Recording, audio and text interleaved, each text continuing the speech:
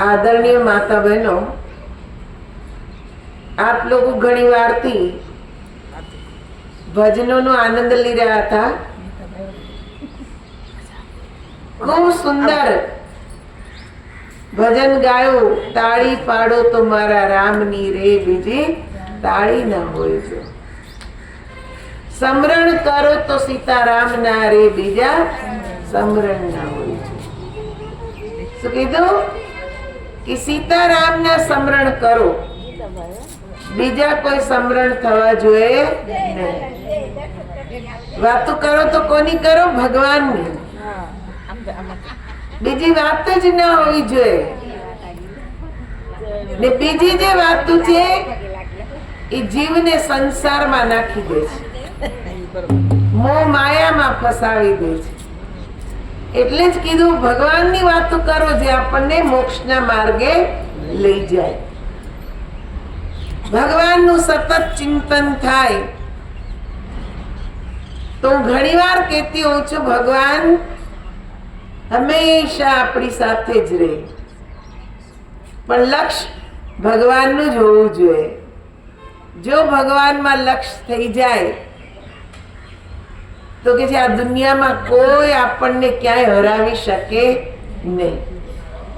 મને વૃંદાવનના એક સંતની વાત યાદ આવે છે। ભજન ગાયું એટલે મને યાદ આવી ગયું। એ સંત જંગલમાં રહેતા, વૃંદાવનના જંગલમાં રહેતા ને એટલી કે છે ઠાકોરજીની સેવા કરે। એની કુટિયામાં ઠાકોરજીને બિરાજમાન કરેલા। રાત દિવસ ઠાકોરજીનું ચિંતન, ઠાકોરજીની સેવા, એ સિવાય બીજું કોઈ ચિંતન જ નહીં। સવારમાં વહેલા ઉઠે, પોતે નાઈ ધોવે, નિત્ય કર્મ પતાવે, પછી ઠાકોરજીને સ્નાન કરાવે, ભોગ લગાવે, ઠાકોરજીને વસ્ત્ર પહેરાવે, સતત એનું ચિંતન, સંતતા। પણ નિયમ શું હતો? કોઈની પાસેથી માગવું નહીં। નહીં તો સંતોનો માગવાનો ધર્મ છે। સંતોનું જીવન ગ્રહસ્થીના કે છે આધારે નિભે છે। સંતને ગ્રહस्थी જ નિભાવે, સેવા દ્વારા, ભક્તિ દ્વારા।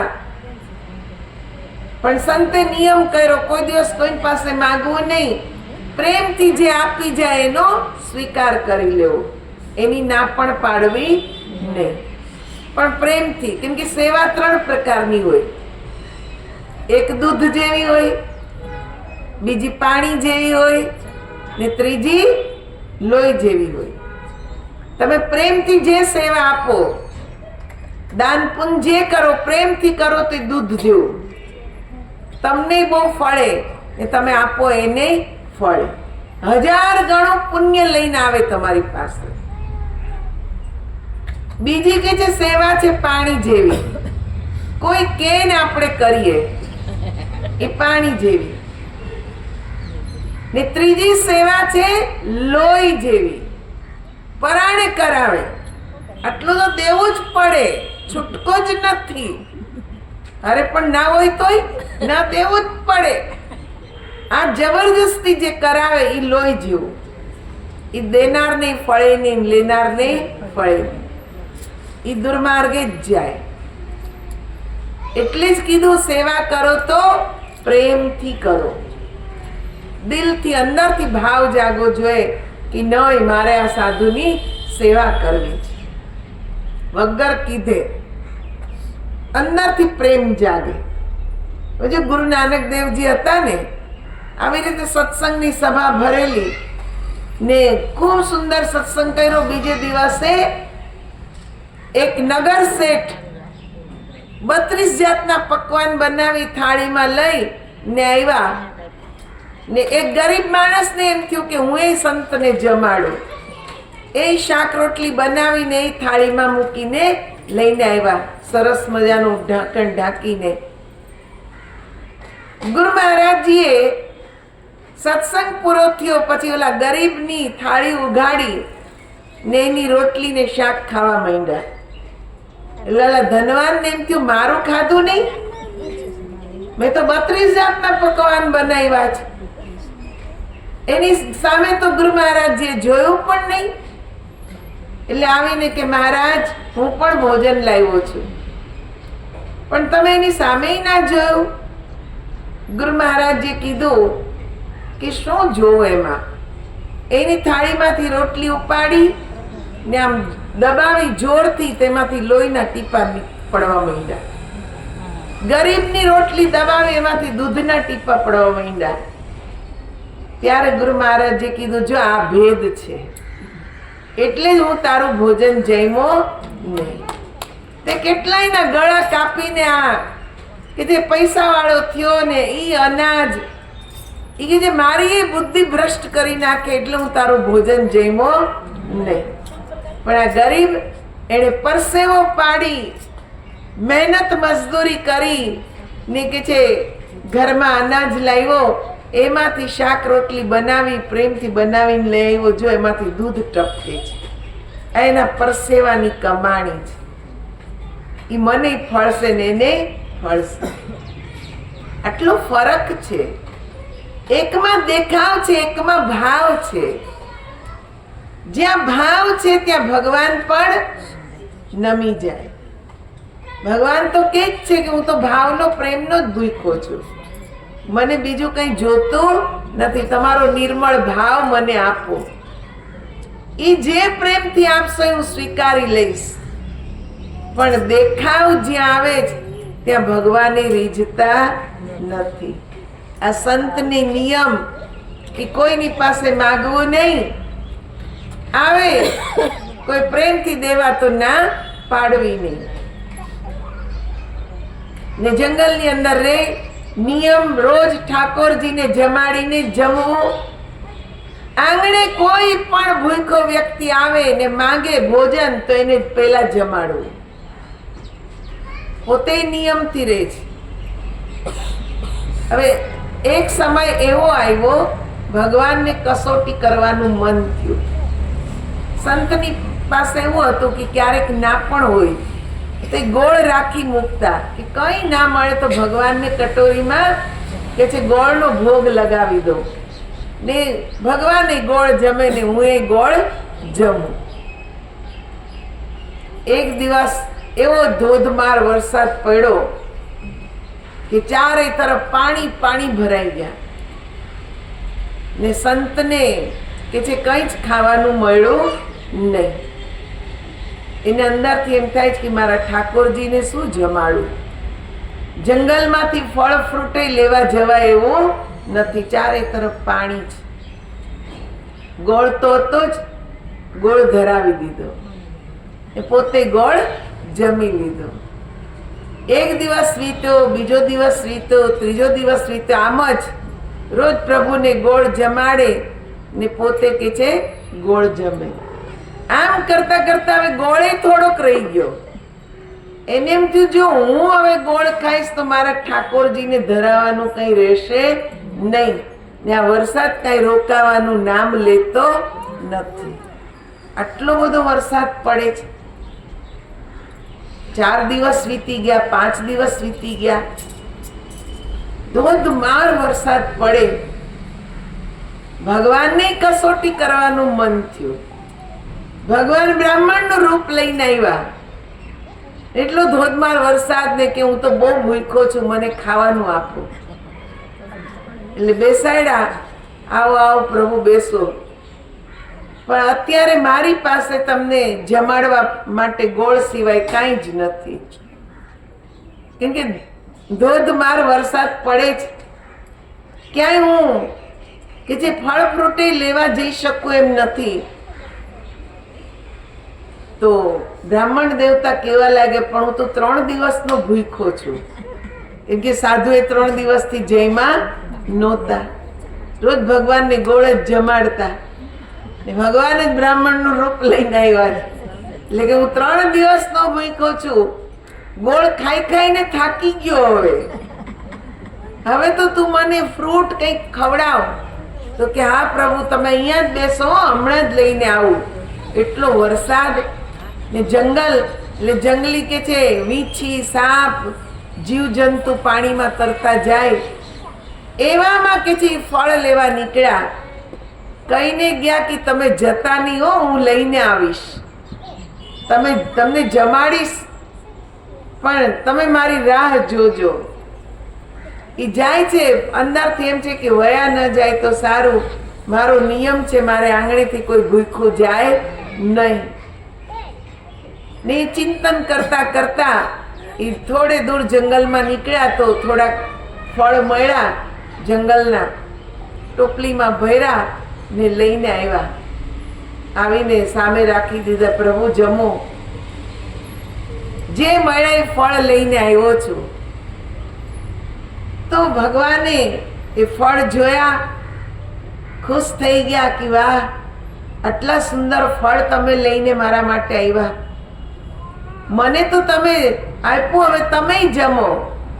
તો કે ના ના પ્રભુ, પહેલા તમે જમી લ્યો, હજી તો મારે મારા ઠાકોરજીને જમાડવાનું બાકી છે. ઠાકોરજીને જમાડીશ પછી હું જમીશ. તો ઓલા બ્રાહ્મણ કે ઠાકોરજીને તો જમાડી દીધું. એ કે ના ના, હજી ક્યાં જમાડ્યું છે, હજી તો તમને જ લાવીને ફળ આપ્યા છે, હજી ઠાકોરજીને મેં ધરાવ્યા નથી. આ એક ફળ રાખ્યું છે, ઠાકોરજીને ધરાવીશ. તો કે તમે, તો કે મારા ઠાકોરજી જમી લેશે પછી પ્રસાદના રૂપમાં હું એને લઈ લઈશ. તો બ્રાહ્મણ દેવતા કેવા લાગ્યા, તમે ઠાકોરજીને તો જમાડ્યું. કે ક્યાં જમાડ્યું? એ કે જઈને જુઓ તો ખરા. બ્રાહ્મણ દેવ અરે સાધુ મહાત્મા જઈને જુએ જ તો જે બ્રાહ્મણ દેવતાને ફળ ધરેલા એ બધા ફળ ઠાકોરજીની પાસે રાખેલા છે. એ આશ્ચર્યમાં પડી ગયા કે આ જ ફળ અહીંયા પાછા આવ્યા. એ કે હવે તમે બતાવો, તમે છો કોણ? તમે બ્રાહ્મણ દેવતા તો છો જ નહીં.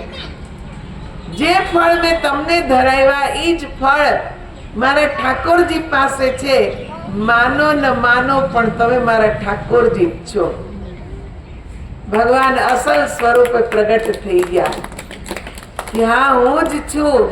આ તો મેં તારી કસોટી કરી, પણ કસોટીમાં તું પાર ઉતરી ગયો. લે હવે તું પ્રસાદ રૂપે જમ. ભગવાન પોતાના હાથથી એને ફળ જમાડે છે ને માંગવાનું કે છે કે કંઈક માંગો, બહુ પ્રસન્ન છું તમારી સેવા ભક્તિથી. તો કે જેને આપ મળી ગયા એને હવે માંગવાનું રહ્યું જ શું? તમે સર્વસ્વ છો. તમે મળ્યા પછી શું માંગુ? એ કે ના ના, કંઈક તો માંગો. બ્રાહ્મણ દેવતા કેવા લાગ્યા કે મને તો કઈ સૂઝતું નથી, બસ તમારા દર્શનમાં મને આનંદ આવે છે, મારી વાણી તો મૌન થઈ ગઈ છે, હવે કઈ માંગવાનું છે જ નહીં. ભગવાન કે હું તમને મુક્તિ આપી દઉં. એ કે મુક્તિને શું કરીશ? તમારે જો આપવું જોઈએ તો તમારા ચરણોની સેવા આપો, તમારા ચરણોમાં જન્મો જન્માંતર તમારા ચરણોમાં જ રહો, એવા આશીર્વાદ આપો, એવી ભક્તિ હું કરું. એ સિવાય મને સંસારમાં હવે કાંઈ જોતું નથી. જ્યારે જન્મ લઉં ત્યારે તમારા ચરણોની સેવા કરું, તમારા ચરણોમાં જ રહું. ભગવાને તથાસ્તુ કીધું ને જેવા કે છે સંત મહાત્મા ભગવાનના ચરણોમાં પડે છે ત્યાં ને ત્યાં જ એના પ્રાણ નીકળી જાય છે. ભગવાને મુક્તિ આપી, પણ કેવી મુક્તિ? ભક્તિ વાળી. એને પાછા સંસારમાં ફસાવ્યા નહીં. આ છે સાચી ભક્તિ કે જેનું એક જ લક્ષ્ય બની ગયું છે કે પરમાત્માને જ ભજવા, એનું જ સ્મરણ કરવું, એનું જ ધ્યાન કરવું, એનું જ ચિંતન કરવું. કેવળ એ જ મનમાં રમે, બીજું કોઈ રમતું નથી. ભક્તિ આપણે કરીએ પણ આપણી ભક્તિમાં થોડો ફરક છે. આપણે હાથમાં માળા હોય પણ મન સંસારમાં રમતું હોય. દીકરાએ શું કર્યું, દીકરીએ શું કર્યું, આ જ રમે મનની અંદર. તો ભગવાન ક્યાંથી મળે? એમ ભગવાન મળે નહીં. એક બહુ સુંદર ભજન છે, આપ લોકો પણ બોલવાનો પ્રયત્ન કરશો. બોલ શ્રી કૃષ્ણ કનૈયા લાલ, ઉમાપતિ મહાદેવ. ડાયો રે થા જીવ ડાયો રે થા, હરિ ભજન કા ભૂલી તું જા. ડાયો રે થા જીવ ડાયો રે થા, હરિ ભજન કા ભૂલી તું જા. અનેક યોનિમાં ભટકીને આવ્યો, અનેક યોનિમાં ભટકીને આવ્યો. પાપને પુણ્ય જીવ સાથે તું લાવ્યો, પાપને પુણ્ય જીવ સાથે તું લાવ્યો. સંપત્તિ મળી તો ભૂલી તું જા, હરિ ભજન કા ભૂલી તું જા. સંપત્તિ મળી તો ભૂલી તું જા, હરિ ભજન કા ભૂલી તું જા. ડાયો રે થા જીવ ડાયો રે થા, હરિ ભજન કા ભૂલી તું જા. ડાયો રે થા જીવ ડાયો રે થા, હરિ ભજન કા ભૂલી તું જા. નથી પાછું નથી પૂછડું તારે, નથી પાછું નથી પૂછડું તારે. પશુ પંખી જેવો નથી અત્યારે, પશુ પંખી જેવો નથી અત્યારે. માનવી ઘડો તો હવે માનવ થા, હરિ ભજન કા ભૂલી તું જા. માનવી ઘડો તો હવે માનવ થા, હરિ ભજન કા ભૂલી તું જા. ડાયો રે થા જીવ ડાયો રે થા, હરિ ભજન કા ભૂલી તું જા. ડાયો રે થા જીવ ડાયો રે થા, હરિ ભજન કા ભૂલી તું જા. ઓછી તાકાતને ગુસ્સો અધિક છે, ઓછી તાકાતને અધિક છે. મોટા થયા હવે સમજો તો સાર છે, મોટા થયા હવે સમજો તો સાર છે. ગાય છે ચારે દિશાના વાર, હરિ ભજન કા ભૂલી તું જા. ગાય છે ચારે દિશાના વાર, હરિ ભજન કા ભૂલી તું જા. ડાયો રે થા જીવ ડાયો રે થા, હરિ ભજન કા ભૂલી તું જા. ડાયો રે થા જીવ ડાયો રે થા, હરિ ભજન કા ભૂલી તું જા. નથી સમજાતી તને સાચી રે વાતો, નથી સમજાતી તને સાચી રે વાતો. દુખે છે પેટમાં ને ઘૂંટે છે માથું, દુખે છે પેટમાં ને ઘૂંટે છે માથું. પાપી બનીને હવે ગુસ્સા ન થા, હરિ ભજન કા ભૂલી તું જા. પાપી બનીને હવે ગુસ્સા ન થા, હરિ ભજન કા ભૂલી તું જા. ડાયો રે થા જીવ ડાયો રે થા, હરિ ભજન કા ભૂલી તું જા. ડાયો રે થા જીવ ડાયો રે થા, હરિ ભજન કા ભૂલી તું જા. કડવું બોલીને કોઈના કાળજા ન વાળીએ, કડવું બોલીને કોઈના કાળજા ન વાળીએ. ધીરજ રાખી સદા ધર્મ સંભાળીએ, ધીરજ રાખીને સદા ધર્મ સંભાળીએ. ક્રોધ કરીને ભાઈ ભૂંડો શું થા, હરિ ભજન કા ભૂલી તું જા. ક્રોધ કરીને ભાઈ ભૂંડો શું થા, હરિ ભજન કા ભૂલી તું જા. ડાયો રે થા જીવ ડાયો રે થા, હરિ ભજન કા ભૂલી તું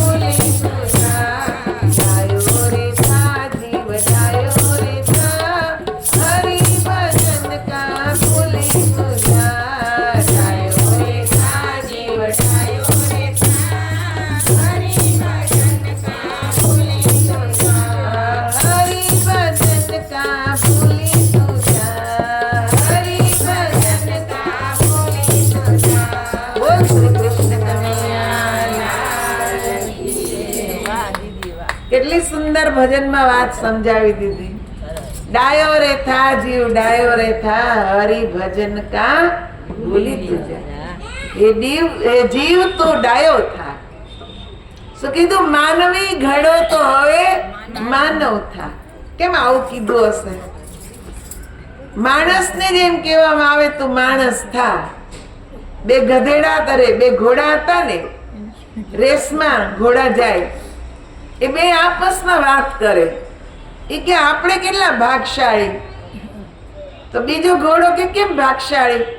એ કે આપણી રેસ થાય ને ત્યારે માણસ આપણી ઉપર પૈસા લગાવે કે ને આપણને જોવા આવે, આપણને તાન ચડાવે. માણસોની રેસ થાય ત્યારે આપણે કોઈ દી જોવા ગયા? એટલે આપણે ભાગશાળી. તમે જો કે ઘોડા ઉપર માણસો જુગાર રમે, ક્રિકેટ ઉપર જુગાર રમે, પત્તા ઉપર જુગાર રમે. કોઈ દિવસ ઈ લોકો આપણી ઉપર જુગાર રમે જ નહીં. તોય સંતોએ મનુષ્યને જ કીધું કે તું હરિભજન કર. માનવી ઘડો તો હવે માનવ થા. માનવી આનો અર્થ શું થાય? માં એટલે નહીં, નવી એટલે નવી. નવી નવી માં કે છે તું ધારણ કરીશ નહીં. હવે તું માનવ થા. એટલે હવે પાછો જન્મ લઈશ નહીં. માનવ એટલે પાછો કે છે જન્મ લઈશ નહીં. એવું કંઈક કર કે ફરી આ લપ-ચોરાશીમાં ભટકવું પડે નહીં. લાખો શિષ તો દે દિए यमराज को भेंट, पर एक शीश ना दिया श्री सदगुरु को हेत.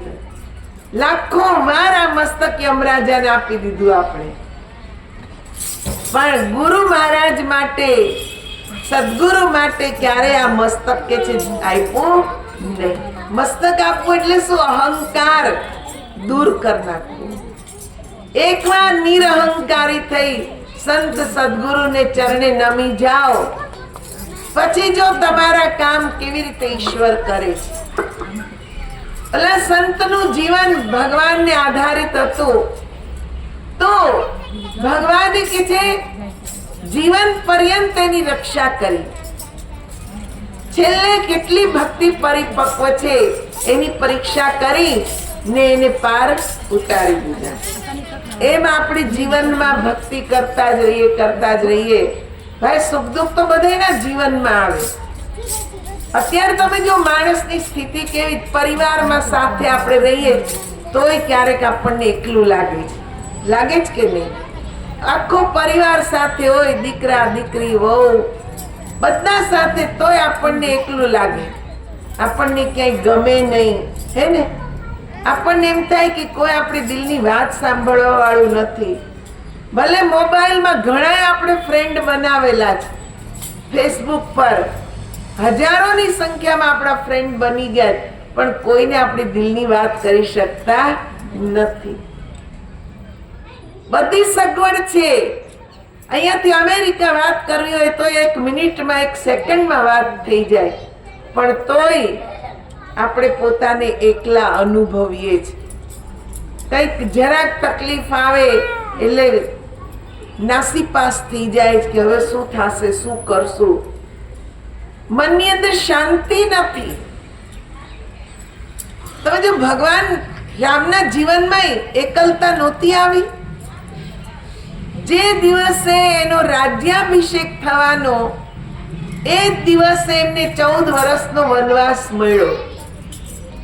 બધું રાજપાટ બધું મૂકી, રાજમહેલના બધા સુખ મૂકી, સંન્યાસી વેશ ધારણ કરી ને જંગલમાં ભટકવું પડ્યું.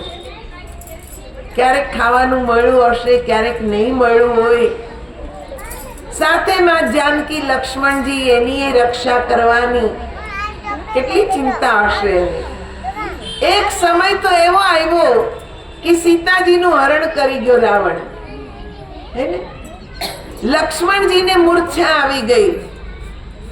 એ સમય રામને કેટલું એકલું લાગ્યું હશે, કેટલી એકલતા અનુભવી હશે કે આજ મારું કોઈ નથી, નથી સીતાજી, નથી મારી પાસે મારો ભાઈ લક્ષ્મણ, નથી પિતા કે જેને કહી શકે. જેવો વનવાસ મળ્યો થોડા સમયમાં પિતાએ પણ દેહ ત્યાગ કરી દીધો. ભરત શત્રુઘ્ન 2 ભાઈ છે પણ એનાથી દૂર છે, કોઈ નથી રામની પાસે. છતાંય રામ નાસીપાસ થયા નહીં, હિંમત હાર્યા નહીં. કેમ હતા? તો એ પણ માનવ શરીરમાં જ, માનવ શરીરમાં હતા. માનવ લીલા તો એમણે પણ કરી. એમણે કે જે ઝાડને, પાંદડાને, જંગલના એક એક પશુ પક્ષીને પૂછ્યું કે તમે મારી સીતા જોઈ, તમે મારી સીતા જોઈ. ને આવું જોઈને જ પાર્વતીજીના મનમાં શંકા થઈ કે ભગવાન શંકરને કહે છે કે તમે એમ કહો છો કે રામ સચ્ચિદાનંદ સ્વરૂપ, પણ આ સચ્ચિદાનંદ તો અત્યારે રોવે છે. એની પત્નીના પ્રેમમાં પાગલ છે. ઝાડ પાંદડાને પૂછે સીતા જોઈ, સીતા જોઈ. આને હું સચ્ચિદાનંદ સ્વરૂપ કેમ માનું? તો ભગવાન શંકરે કીધું તો કરો પરીક્ષા. ને પરીક્ષા કરવા ગયા, સીતાનું રૂપ ધરીને ગયા તો ભગવાને તરત કીધું, પ્રભુ રામે કે માતા તમે એકલા જ આવ્યા, મારા પ્રભુ ક્યાં છે? તરત ઓળખી ગયા. ને જ્યારે શંકર ભગવાને પૂછ્યું કે શંકાનું સમાધાન થઈ ગયું, તો કે હા, એમણે તો મને સીતાનું રૂપ ધર્યું હતું તોય મને માતા કહીને બોલાવી. તો ભગવાન શંકર કે હે, તમે સીતાનું રૂપ ધરીને પરીક્ષા કરી, આજથી તમે મારી માતા. હવે હું તમને પત્ની તરીકે સ્વીકારી શકું નહીં, કેમ કે સીતા એ મારી માતા જ છે. જે ત્યાં કે જે સતીનો કે જે પત્ની તરીકે ત્યાગ થયો. એટલે મહાપુરુષ ની પરીક્ષા કરવી અઘરી છે. વનમાં ફરે છે, માનવ લીલા કરી છે. ને એવો પ્રસંગ પણ એના જીવનમાં આવ્યો કે લક્ષ્મણજી મૂર્છિત, સીતાજી લંકામાં, હનુમાનજી સંજીવની લેવા ગયા છે. એમની બાજુમાં કોઈ એમને આશ્વાસન આપે એવું એ નથી. તોય રામ ધીરજ ધારણ કરી ને સચ્ચિદાનંદ સ્વરૂપનું ધ્યાન કરે છે. કોનું? સચ્ચિદાનંદ સ્વરૂપ, જે તમારા ને મારા બધાના ઘટઘટમાં વ્યાપક છે. એ સચ્ચિદાનંદને જે જાણી લે છે એને જીવનમાં ક્યારેય એકલું લાગતું નથી. હંમેશા એ અનુભવે કે ભગવાન તો મારી સાથે જ છે. ઘણા મને ફોન કરે, દીદી એકલા. હું કહું એકલી નથી, ભગવાન મારી સાથે જ છે. હું ને ભગવાન બે આનંદ જ કરીએ છીએ, આનંદમાં જ રહીએ છીએ. કેમ કે ભગવાન મારામાં છે ને હું એનામાં છું. મેં એનો સ્વીકાર કર્યો છે, એને મારો સ્વીકાર કર્યો છે. પછી એકલું આવે જ ક્યાંથી? એ તો સાથે જ છે ને, આનંદ મોજમાં જ છીએ. એટલે સંતના જેવી સ્થિતિ છે, કોઈ પાસે માગવું નહીં, પણ આવે તો ના પાડવી નહીં. ને એ જ બધું ધ્યાન રાખે. એ ભગવાન ચાર હાથ લઈને આપણી પાસે થોડા આવે.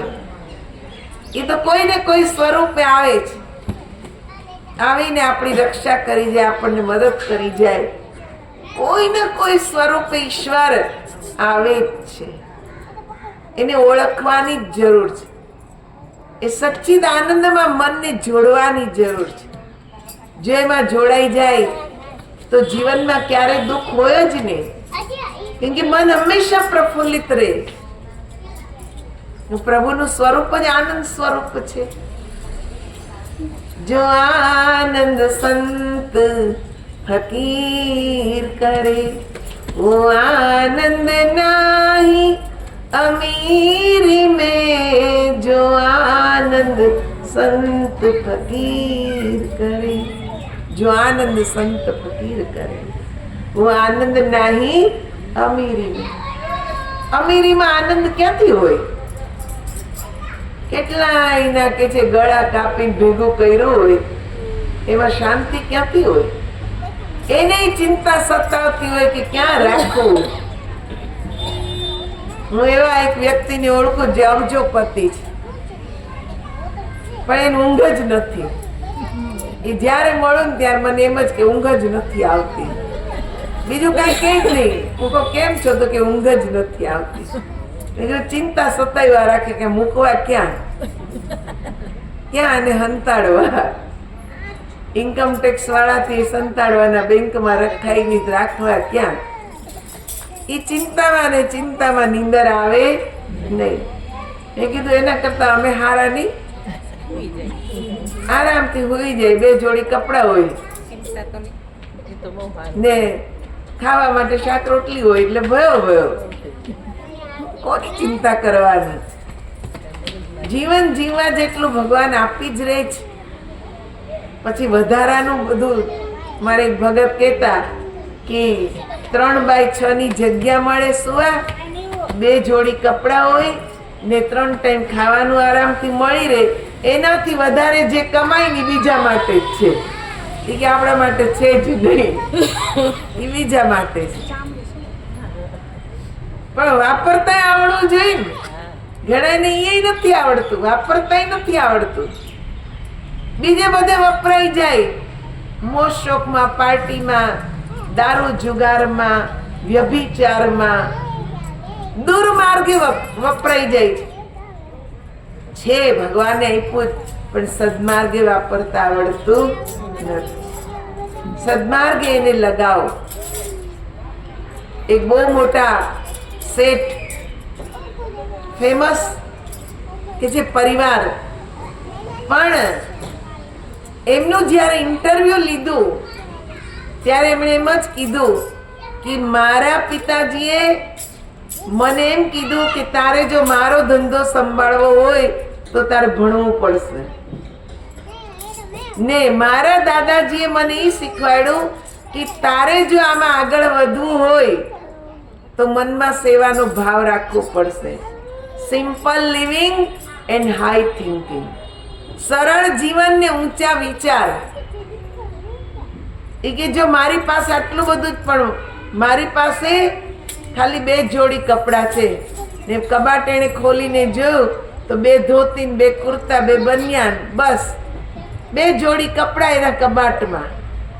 એ સિવાય કાંઈ જ નહીં. રોજ સવારમાં ઉઠી નાઈ ધોઈ ને ભગવાનની પૂજા કરવી, ધ્યાન કરવું, યોગા કરવા, બીજાના માટે પ્રાર્થના કરવી. એ કે આપણને ભગવાને બુદ્ધિ આપી છે, શક્તિ આપી છે કમાવાની, તો જે નથી કરી શકતા એના માટે આપણે કરવાનું છે, એનું જીવન સુધારવાનું છે. ને એ લોકોએ એટલા મોટા મોટા કામ કર્યા છે, કેટલા બાળકોને ભણાવે છે. જે ગરીબ મા બાપ છે ને દીકરાઓ હોશિયાર છે, દીકરીઓ હોશિયાર છે, એને ભણાવે છે. હજારોની સંખ્યામાં ભણાવે છે, હોસ્પિટલ ખોલેલી છે કે જેમાં કે જે લોકોને ફ્રી ટ્રીટમેન્ટ મળે છે. કમાય પોતે સાદું જીવન જીવે પણ બીજાના માટે વપરાય છે. આને કહેવાય ધન તો આવે પણ સદમાર્ગે જાય છે. બીજાની પાસે ધન આવે પણ દુર્માર્ગે જાય છે. નથી પોતે કે છે વાપરી શકતા, નથી બીજાને આપી શકતા, દુર્માર્ગે જ જાય છે, કુબુદ્ધિ સૂજે છે. તો આવા ધનથી ફાયદો એ શું? કોઈ ફાયદો નથી. જીવનની અંદર એક જ નિયમ રાખવો કે ઈશ્વરે આપ્યું છે તો ઈશ્વરના કાર્યમાં વપરાવું જોઈએ, ભગવાનના કાર્યમાં વપરાય, આપણાથી કોઈકને સુખ મળે. અને જો નથી આપ્યું તો મનથી પ્રાર્થના કરવી કે પ્રભુ બધાય સુખી રહે. પ્રાર્થનામાંય બહુ બળ છે. આપણી પાસે ભલે તનની શક્તિ નથી, ધનની શક્તિ નથી, પણ મનની શક્તિ તો છે જ. આ મનથી આપણે સારા વિચાર કરીએ, મનથી બીજાના માટે પ્રાર્થના કરીએ. એટલે ઋષિઓએ, તમે જો ઋષિઓ પાસે ધન નહોતું પણ એમની પાસે વિચાર શક્તિ પ્રબળ હતી તો પ્રાર્થના કરી, હે નાથ સબ સુખી હો, કોઈ ન હો દુખારી, સબ હો નિરોગ્ય ભગવન, धन धान्य के भंडारी, सब भद्र भाव देखे, सन्मार्ग के पथिक हो, दुखियान कोई होए, सृष्टि में प्राणधारी, दुखियान कोई होए, सृष्टि में प्राणधारी. કેટલી સુંદર પ્રાર્થના કરી કે પ્રભુ સંસારમાં બધાય સુખી રહે, બધાય નિરોગી રહે, બધા ધન ધાન્યથી ભરપૂર રહે, કોઈ આ સૃષ્ટિમાં દુખી હોય જ નહીં. કેટલી સુંદર પ્રાર્થના. આવી પ્રાર્થના જો દિલથી કરવામાં આવે ને તો એ ભગવાન સુધી પહોંચે છે. ઘણા એવા સંત જે હિમાલયની ગુફાઓમાં બેઠા છે કે જે સંસારના કલ્યાણની કામના કરે છે, ધ્યાન સાધના કરી ને સંસારના કલ્યાણની કામના કરે છે. એ જગતમાં નથી દેખાતા પણ આખા જગત માટે એ પ્રાર્થના કરે છે. આને કહેવાય પરમાર્થી, કે જે પોતાનું જીવન તો ભક્તિના માર્ગમાં લગાવ્યું પણ સંસારમાં એવાય જે જીવો છે કે જે પોતાની ઘરગ્રહસ્થી સરખી રીતે ચલાવી નથી શકતા, એવાના માટે પ્રાર્થના કરી કે બધાય સુખી રહે, બધાય ધન ધાન્યથી ભરપૂર રહે. પ્રભુ એવી સદબુદ્ધિ આપો કે તમારી ભક્તિ કરે. આ ભક્તિ જો દિલથી થાય તો ભગવાન ત્યાં ને ત્યાં જ પ્રગટ થઈ જાય. જેમ પેલા સંતની પાસે પ્રગટ થઈ ગયા, એમ આપણે ભક્તિ ભાવથી કરવાની. તો ભજન છે, આપ લોકો પણ બોલશો. બોલ શ્રી કૃષ્ણ કનૈયા લાલ કી, ઉમાપતિ મહાદેવ કી. સદગુરુદેવ મારા દુખડા હરનારા, મારા દુખડા હરનારા. સદગુરુદેવ મારા દુખડા હરનારા, મારા દુખડા હરનારા.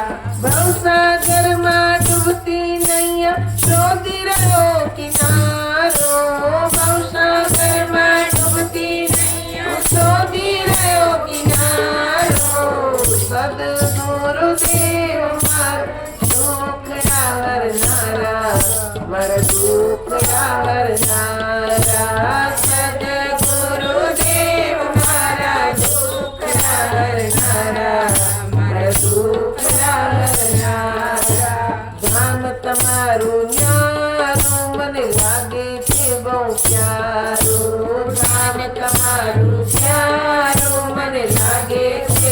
प्यारो तम बिना बधे अंधारो आए नहीं उजियारो तम बिना बधे अंधारो आए नहीं उजियारो तारा रंग रंगावर सदगुरु ज्ञान दियो ने न्यारो सदगुरु देव मारा दुख हरनारा मारा दुख हरनारा सदगुरु देव मारा दुख हरनारा मारा दुख हरनारा भक्त हूँ छु तमारो मारा उर्नी अर्ज स्वीकारो भक्त हूँ छु तमारो मारा उर्नी अर्ज स्वीकारो तम विना નથી સહારો ભવથી પાર ઉતારો તમ વિના નથી સહારો ભવથી પાર ઉતારો તમે છો માતા પિતા અમારા પ્રાણથી અમને પ્યારા સદગુરુ દેવ મારા દુઃખ હરનારા મારા દુઃખ હરનારા સદગુરુ દેવ મારા દુઃખ હરનારા મારા દુઃખ હરનારા ભવસાગરમાં ડૂબતી નૈયા શોધી રહ્યો કિનારો સદગુરુ દેવ મારા દુઃખ હરનારા મારા દુઃખ હરનારા સદગુરુ દેવ મારા દુઃખ હરનારા મારા દુઃખ હરનારા લગની લાગી તમારી મારી ખોલો વિચરની બારી મને લગની લાગી તમારી મારી ખોલો વિચરની બારી તારી લીલા છે બહુ ન્યારી તારા દર્શનની બલિહારી તારી લીલા છે બહુ ન્યારી તારા દર્શનની બલિહારી ભક્તો અમે સૌ ચરણે તમારા જન્મો જન્મ રખવાડા સદગુરુ દેવ મારા દુઃખ હરનારા મારા દુઃખ હરનારા સદગુરુ દેવ મારા દુઃખ હરનારા મારા દુઃખ હરનારા ભવસાગરમાં ડૂબતી નૈયા શોધી રહ્યો કિનારો સદગુરુ દેવ મારા દુઃખ હરનારા મારા દુઃખ હરનારા સદગુરુ દેવ મારા દુઃખ હરનારા મારા દુઃખ હરનારા મારા દુઃખ હરનારા મારા દુઃખ હરનારા બોલ શ્રી સદગુરુદેવ મહારાજ